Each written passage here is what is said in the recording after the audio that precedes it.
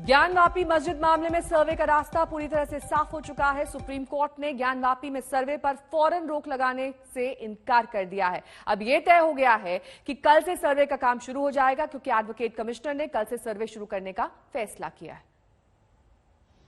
3 तस्वीरें आपके सामने हैं। अब सर्वे पर सुप्रीम कोर्ट ने रोक नहीं लगाई है। कल से सर्वे शुरू किया जाएगा।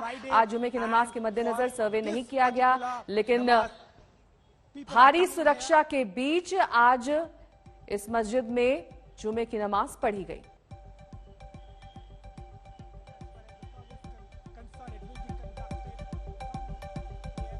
कल सुबह शुरू होगा सर्वे का काम। डीएम ने ये जानकारी दी है। ज्ञानवापी मस्जिद में सर्वे किया जाना है, जिसके लिए कोर्ट कमिश्नर की नियुक्ति, एक अतिरिक्त कमिश्नर भी अब नियुक्त किया गया है। 2 कमिश्नर अब पूरे सर्वे को अंजाम देंगे और इसकी रिपोर्ट 17 तारीख तक सुपुर्द करनी है। कुमार अभिषेक मेरे सहयोगी इस वक्त तमाम जानकारी के साथ जुड़ गए हैं। कुमार, कोर्ट ने पूरी तरीके से रोक लगाने से इनकार कर दिया है। कल सर्वे कब से शुरू होगा, इस बारे में कोई जानकारी? डीएम ने क्या डिटेल्स दिए हैं? नेहा, देखिए, जिस तरीके से सुप्रीम कोर्ट ने तुरंत इस पर रोक लगाने से इनकार किया है, इसके बाद अब पूरी तरीके से रास्ता साफ है कि कल सुबह 8 बजे से दिन के 12 बजे तक, यानी कि 4 घंटे का जो वक्त होगा उसमें ये सर्वे किया जाएगा। और कल परसों तरसों लगातार इनके पास 3-4 दिन हैं। कल जब मेरी कोर्ट कमिश्नर से बात हुई थी तो उन्होंने कहा था कि 2 दिन उनके लिए काफ़ी हैं और 2 दिन में वो कर लेंगे, यानी कि कल से शुरू होगा। और मुझे लगता है कि ये परसों होते होते, ये 15 तारीख को होते होते ये शायद ये सर्वे खत्म हो जाएगा।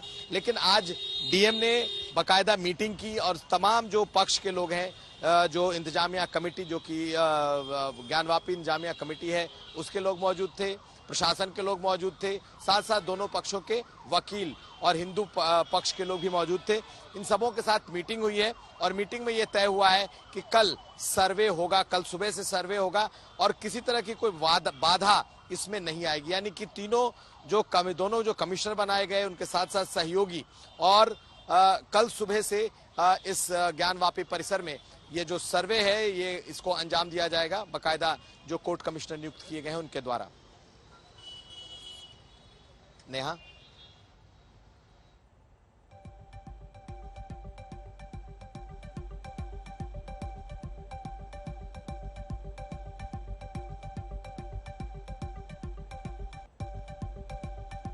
तीन मामले इस वक्त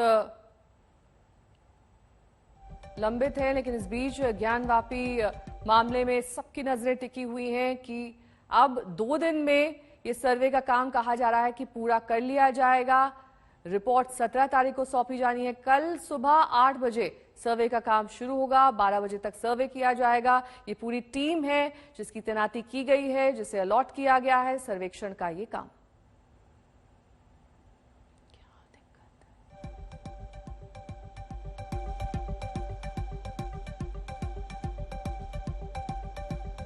पाकिस्तान के कराची में सदर बाजार कल देर रात एक तेज धमाका हुआ। धमाका कूड़े के डिब्बे में लगे विस्फोटक से हुआ।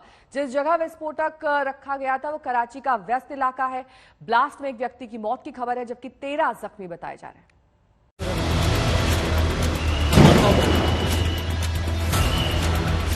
पाकिस्तान का कराची शहर बीती रात एक जोरदार धमाके से दहल गया। धमाका स्थानीय समय के मुताबिक रात 11 बजे कराची के व्यस्त सदर बाजार इलाके में हुआ। धमाका इतना जोरदार था कि कई गाड़ियों के परखच्चे उड़ गए। आसपास के होटलों और मकानों के शीशे टूट गए। धमाके के बाद कई कारों में आग लग गई।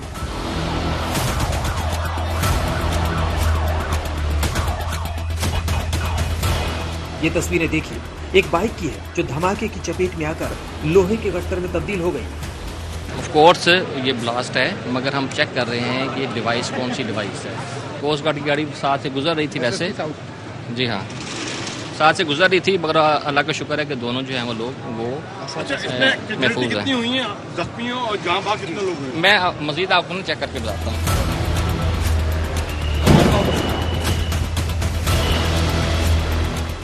जिस जगह पर धमाका हुआ, ब्लास्ट के वक्त पाकिस्तानी कोस्ट गार्ड की एक गाड़ी गुजर रही थी, लेकिन गाड़ी में सवार लोग बाल बाल बच गए। ब्लास्ट के निशाने पर वो गाड़ी थी या नहीं, फिलहाल इसके बारे में कुछ कहा नहीं गया है। अगर आप देखें यहाँ पे थोड़े ही फासले पर रोड पे जो सरकारी गाड़ी यहाँ पे खड़ी है, उनकी सरकारी गाड़ी को जो निशाना बनाया गया वो रोड पर मौजूद सरकारी गाड़ी थी। धमाके का स्पॉट वो रहा। कुछ ही फासले पर अगर हम कदमों के हिसाब से देखें 15 कदमों के फासले पर गाड़ी वहां पे सरकारी इदारे की गाड़ी गुजर रही थी। लेकिन ये भी इसकी शिद्दत इतनी ज्यादा थी, सिर्फ वही हिस्सा नहीं बल्कि आप ऑपोजिट वाली साइड पे जाते हैं तो वहां पे वैन पार्क है, वैन के तमाम शीशे टूट चुके हैं। इसके साथ एक और गाड़ी पार्क है, उसके शीशे वहां पे मुकम्मल तौर पर टूटे हुए हैं।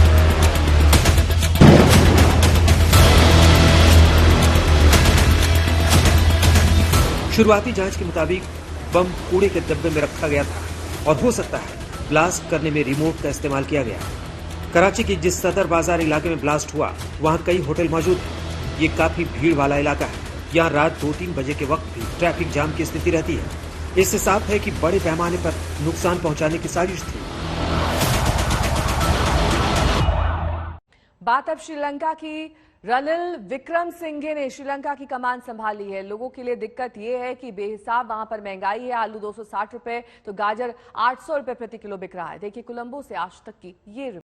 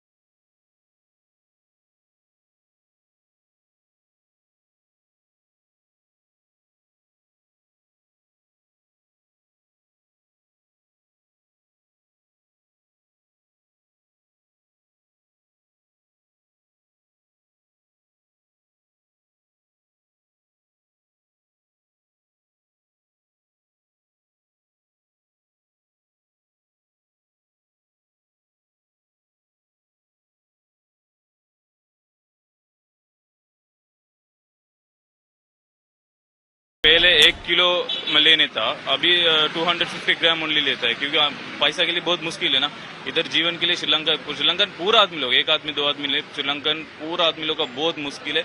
आप लोग का मालूम है ना कैसा वाला श्रीलंका जाता है, श्रीलंका जीवन के लिए कैसा पूरा मुश्किल है। तो यहाँ के लोग बोल रहे हैं कि ऐसे जीवन आगे बढ़ने में बहुत मुश्किलियत है, उनकी सैलरी भी कम है और ऐसे इकोनॉमिक क्राइसिस में अगर जो फूड कमोडिटीज का प्राइसेस इतना ज्यादा हो जाता है तो कैसे ये लोग जिएंगे, यही है यहाँ के लोगों के सवाल।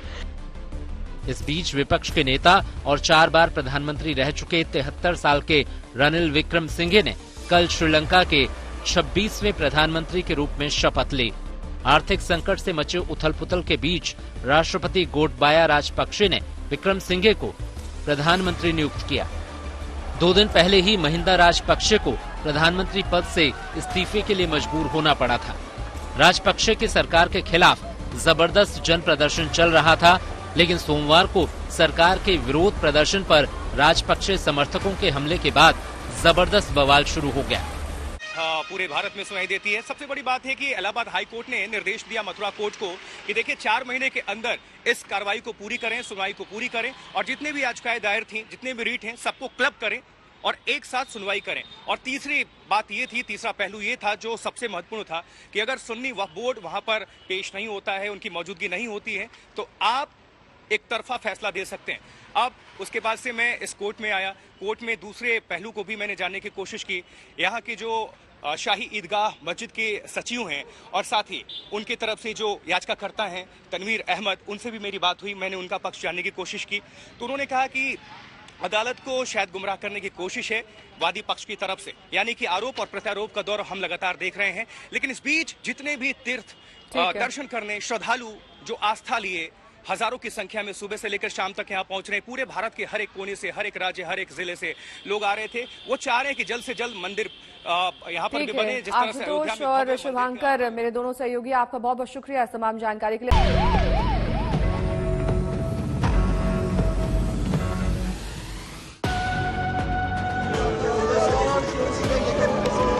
हमारा घर ही खत्म हो गया, खानदान ही खत्म हो गया। अब क्या बोले, कोई भी गलती की तो हम अपने बच्चों को वहाँ भेज रहे हैं और वहाँ लाशें।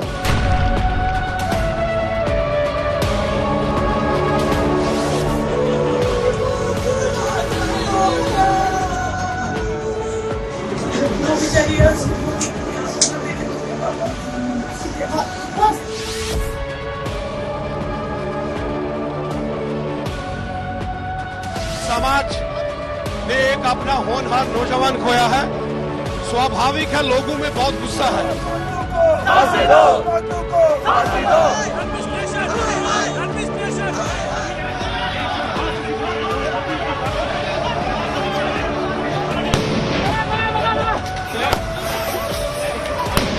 2 साल बाद शुरू होने जा रही अमरनाथ यात्रा पर आतंकी खतरा मंडरा रहा है, लेकिन इस बार फौज और सुरक्षा बलों की ओर से चलाया जाने वाला ऑपरेशन शिवा आतंकियों का काल साबित होने जा रहा है। खबर यह है कि आतंकी इस बार स्टिकी बम से लेकर ड्रोन अटैक तक का इस्तेमाल कर सकते हैं, लेकिन इस ऑपरेशन में अलग अलग मोडस ऑपरेंडी के सहारे लोगों की जान लेने की साजिश रच रहे आतंकियों को उनके बिल में घुसकर मारने का प्लान है।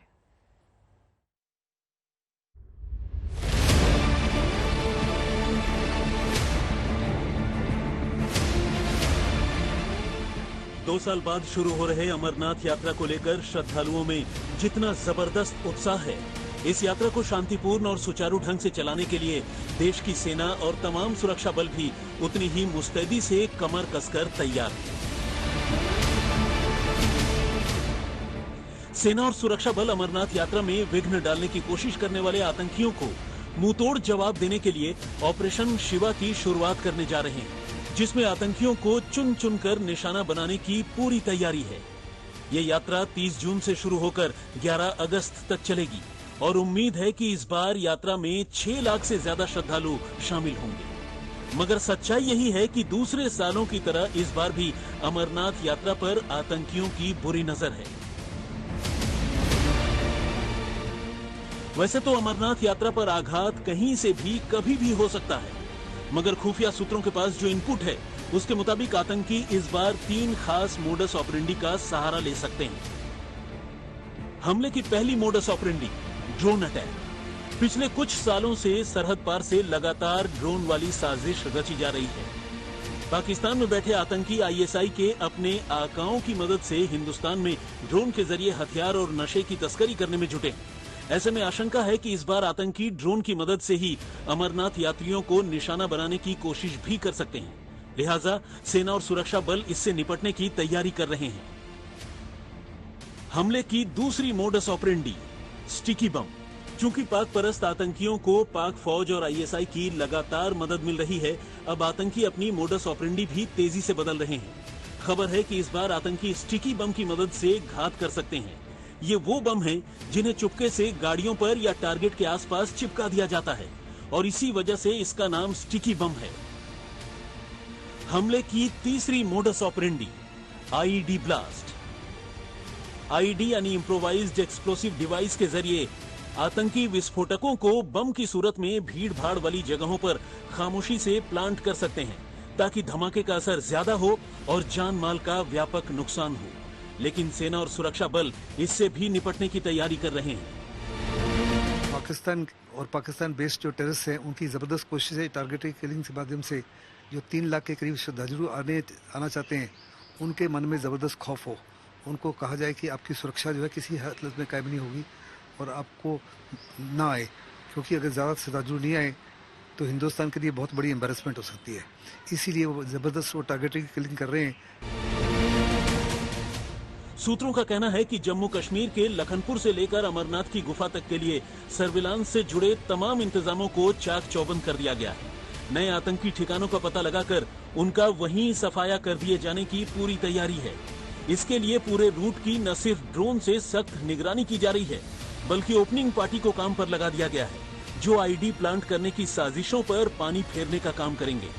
जिन जिलों से यात्रा गुजरती है, उस पूरे रूट का सुरक्षा खाका खींच लिया गया है। कठुआ, सांबा, जम्मू, उधमपुर, रामबन, कुलगाम, अनंतनाग, पुलवामा, श्रीनगर और गांदरबल जिलों में सभी पड़ाव स्थलों और लंगर वाली जगहों का सिक्योरिटी प्लान रेडी है। इधर अमरनाथ यात्रा को लेकर दिल्ली में केंद्र सरकार की तैयारियां भी जोरों पर हैं। नॉर्थ ब्लॉक में शांतिपूर्ण और सुरक्षित यात्रा के लिए शुक्रवार को गृह मंत्रालय के आला अफसर चर्चा करने जा रहे हैं। इस मीटिंग में सीआरपीएफ, बीएसएफ और आईटीबीपी के डायरेक्टर जनरल के साथ साथ दूसरे कई बड़े अफसर हिस्सा लेंगे। जम्मू कश्मीर में पाक समर्थित आतंकी टारगेटेड किलिंग करके एक दहशत फैलाने की कोशिश में जुटे हुए हैं। सुरक्षा बलों को इस बात की आशंका है कि कहीं अमरनाथ यात्रा से पहले बड़े हमले आतंकवादियों की तरफ से न किए जाएं।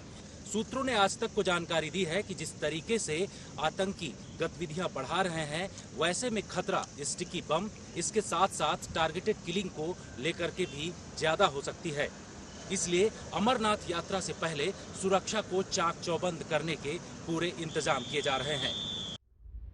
मई महीने के पहले 11 दिनों में आतंकियों के खिलाफ 4 बड़े ऑपरेशंस को अंजाम दिया गया है, जिनमें 7 आतंकी ढेर कर दिए गए हैं। यकीनन देश की सेना और सुरक्षा बलों के हौसले बुलंद हैं और ऑपरेशन शिवा आतंकियों का काल बनने वाला है।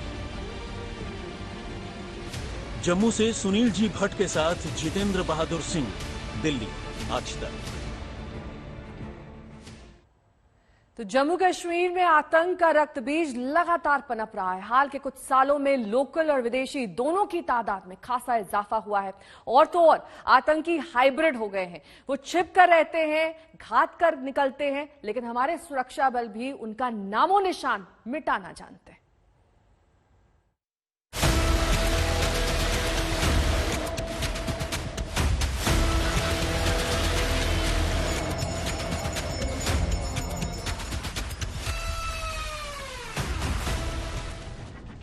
एक तरफ अमरनाथ यात्रा पर आतंकी हमले का खतरा मंडरा रहा है, वहीं दूसरी तरफ पिछले 2 सालों में कश्मीर में लोकल आतंकियों की तादाद में खासा इजाफा हुआ है। खासकर हाइब्रिड टेरर सुरक्षा एजेंसियों के लिए नई चुनौती है। सीआरपीएफ से जुड़े सूत्रों का दावा है कि कश्मीर में और खासकर साउथ कश्मीर में आतंकी तेजी से नौजवानों का ब्रेन वॉश करने में कामयाब हो रहे हैं और इससे स्थानीय आतंकियों की संख्या 60% तक बढ़ गई है। अकेले इस साल 28 स्थानीय नौजवानों के आतंक के रास्ते पर चलने की खबर सामने आई है। इसी तरह विदेशी आतंकियों की तादाद में भी पहले के मुकाबले इजाफा हुआ है। जम्मू कश्मीर के कुल 163 आतंकियों में 85 विदेशी हैं। आंकड़े भी इसकी तस्दीक करते हैं। पिछले साल 12 महीने में 21 विदेशी आतंकी मारे गए थे, जबकि इस साल शुरुआती 4 महीने में ही 17 विदेशी आतंकी मारे जा चुके हैं। आतंकियों ने अपने मोडस ऑपरेंडी भी बदली है। पहले तो संगठनों के साथ जुड़ने पर वो अपनी तस्वीरें पोस्ट किया करते थे, लेकिन अब वो छुप कर रहते हैं ताकि एजेंसियों की निगाह न पड़े। ऊपर से हाइब्रिड टेरर की शुरुआत हो गई है, यानी वो रोजमर्रा के काम में लगे होते हैं और चुपचाप हमला कर फिर से अपने काम में लग जाते हैं। मगर सुरक्षा बल आतंकियों की हेकड़ी निकालने में भी पीछे नहीं है। इस साल अब तक 71 आतंकियों को ढेर कर दिया गया है और सुरक्षा बलों से जुड़े सूत्रों की माने तो ये सिलसिला अभी चलता रहेगा। दिल्ली से कमलजीत कौर संधू के साथ आज तक ब्यूरो।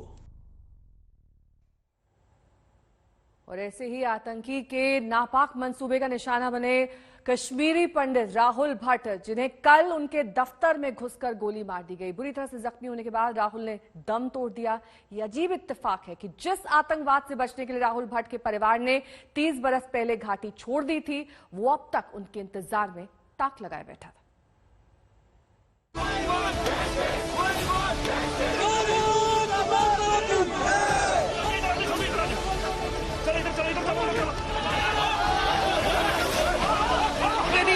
झाड़ू मारते हैं, उनका पैसा मत खाना।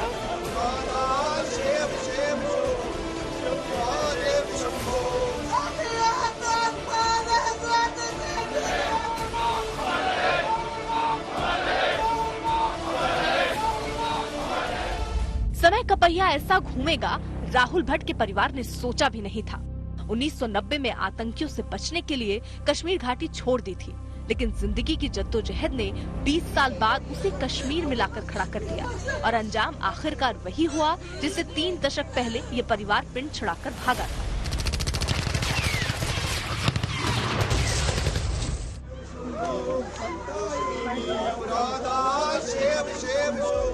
नौकरी के लिए वापस कश्मीर लौटने वाला राहुल भट्ट इस तरह वापस लौटा, आंखें बंद, सांसें थमी, सफेद चादर में लिपटा, 4 कंधों पर लेटा, बेजान शरीर। घर परिवार, दोस्त, यार, रिश्तेदार सब सन्न है। एक हंसता खेलता परिवार ऐसे पल भर में उजड़ जाएगा, कौन जानता था। पिता उस पल को कोस रहे हैं जब उन्होंने बेटे को वापस कश्मीर जाने दिया। क्या बोल सकते हैं, हमारा घर ही खत्म हो गया, खानदान ही खत्म हो गया। अब क्या बोले हम, ये तो सब वही पोजीशन है। 90 में तो हम जान बचाकर आ गए थे यहाँ, लेकिन गलती की, चलो दोबारा भेज दिया।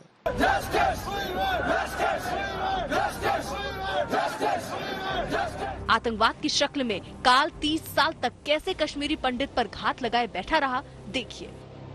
राहुल भट्ट का परिवार 1990 में कश्मीर छोड़कर जम्मू में बस गया, लेकिन 2008 में राहुल को पीएम स्पेशल एम्प्लॉयमेंट पैकेज के तहत नौकरी मिल गई। इसी साल राहुल कश्मीर आ गया और तब से कश्मीर में अलग अलग पोस्टिंग पर रहा। लेकिन कल यानी 12 मई को आतंकियों ने उसके दफ्तर में घुसकर उसे गोली मार दी। 13 मई को उसका शव कश्मीर से जम्मू लौटा। बहुत दुखद घटना है और खास करके राहुल भट्ट का इस प्रकार से जाना, मैं सबसे पहले उनके परिवार के प्रति संवेदना व्यक्त करता हूं। और जिस प्रकार से पिछले कुछ टारगेट किलिंग्स की जा रही हैं, ये कहीं ना कहीं क्वेश्चन मार्क खड़ा करती हैं। एक विश्वास धारा 370 के बाद जो लॉ एंड ऑर्डर सेंटर ने अपने हाथ में लिया है, हमारे सुरक्षा बलों ने, चाहे पुलिस बल है चाहे दूसरे हैं, उन्होंने बहुत अच्छा काम किया है। राहुल भट्ट की शहादत बेकार नहीं जाएगी।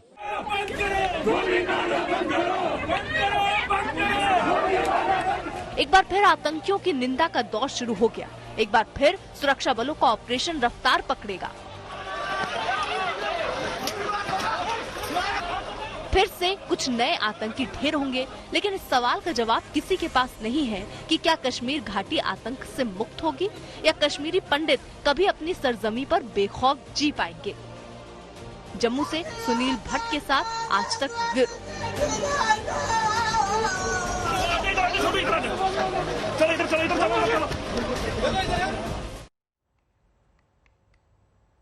और 2019 में धारा 370 के खात्मे के बाद कश्मीरी पंडितों को नए सिरे से घाटी में लौटने की उम्मीद जगी थी। कोशिशें भी शुरू हुई, लेकिन आतंकी साजिशों के आगे ये कोशिशें परवान चढ़ती नहीं दिखाई दे रही।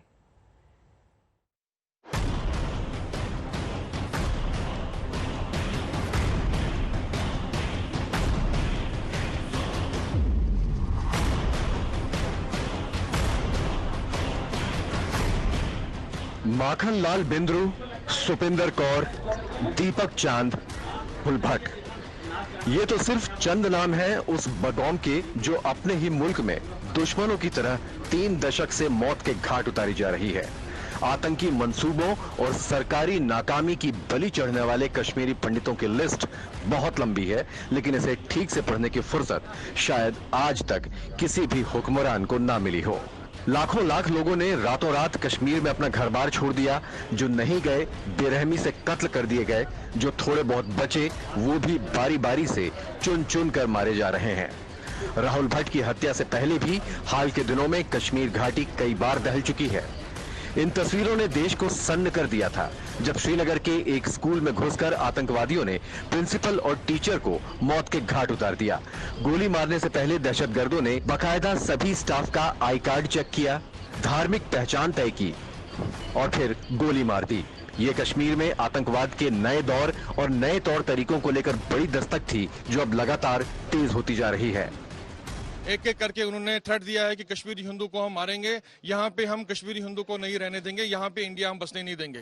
तो गवर्नमेंट को इसका संज्ञान लेना चाहिए और गवर्नमेंट को पूरा सोचना चाहिए कि गवर्नमेंट ने स्केपगोट्स कैसे बना लिए कश्मीरी हिंदू को। कश्मीरी हिंदू जो कि इतनी माइनॉरिटी कम्युनिटी है, 4-5 लाख लोग पूरे कम्युनिटी के हैं और ऑल ओवर वर्ल्ड स्प्रेड है। 5 अगस्त 2019 को कश्मीर का विशेष राज्य का दर्जा खत्म किया गया था। उसके बाद से यहां मौजूद कश्मीरी पंडितों पर हमलों में तेजी देखी गई है। सरकारी आंकड़ों के मुताबिक मार्च 2022 तक 14 कश्मीरी पंडितों की हत्या की गई। 8 जून 2020 को अनंतनाग में सरपंच अजय पंडिता की हत्या कर दी गई। 17 सितंबर 2021 को कुलगाम में कांस्टेबल बंटू शर्मा को गोली मार दी गई। 5 अक्टूबर 2021 को श्रीनगर के मशहूर मेडिकल स्टोर संचालक माखन लाल बिंद्रू की हत्या कर दी गई। 7 अक्टूबर 2021 को श्रीनगर के सरकारी स्कूल में घुसकर सिख प्रिंसिपल और कश्मीरी पंडित टीचर की हत्या कर दी गई। कश्मीरी पंडित समुदाय को उम्मीद थी कि 370 के खात्मे के बाद हालात सुधरेंगे, लेकिन वो उम्मीद भी अब टूटने लगी है। जले पर नमक वाली बात यह है कि नफरत की आग भड़काकर धरती के स्वर्ग को कत्लगाह में तब्दील करने के जिम्मेदार लोगों का इंसाफ होना अभी भी बाकी है। आज तक ब्यूरो। एक खास कार्यक्रम के तहत मुख्यमंत्री योगी आदित्यनाथ इस वक्त काशी में मौजूद हैं। सीधे आपको वहीं ले चलेंगे। प्राप्त होता था, मैं वहीं रुकता था, वहीं पर रहता था और एक आत्मीयता हमारी तब से बढ़ गई और बढ़ गई। किसी भी मठ ने ये नहीं कहा मुझे कि मैं यहां क्यों आ रहा हूं। बड़े स्वागत के साथ, बड़ी आत्मीयता के साथ उन लोगों ने वहां पर मेरे साथ पूरे अभियान के साथ जुड़ करके उस पूरे अभियान के साथ वे जुड़े थे। और इसीलिए जब शताब्दी महोत्सव गुरुकुल का यहाँ पर हुआ, प्रधानमंत्री मोदी जी का कार्यक्रम हुआ, उससे पहले भी मुझे यहाँ आने का अवसर प्राप्त हुआ। और ये मेरा सौभाग्य है कि आज मुझे चौथी बार इस जंगमबाड़ी मठ में आने का सौभाग्य प्राप्त हो रहा है। और यह भी एक बहुत अच्छे अवसर पर, किसी भी मठ की परंपरा में पट्टाभिषेक का बहुत बड़ा महत्व होता है। एक पीढ़ी दूसरी पीढ़ी को अपने ज्ञान की परंपरा के साथ साथ वहां की पूरी व्यवस्था का उत्तराधिकार सौंपने की दिशा में अग्रसर होती है। यानी हम वैसे भी वीर शैव मठ की परंपरा में जो 5 प्रमुख मठ हैं, उन 5 प्रमुख मठों का अपना अपना महत्व है। और उन 5 मठों में से काशी का मठ तो ज्ञान की परंपरा के साथ ही जुड़ा हुआ है।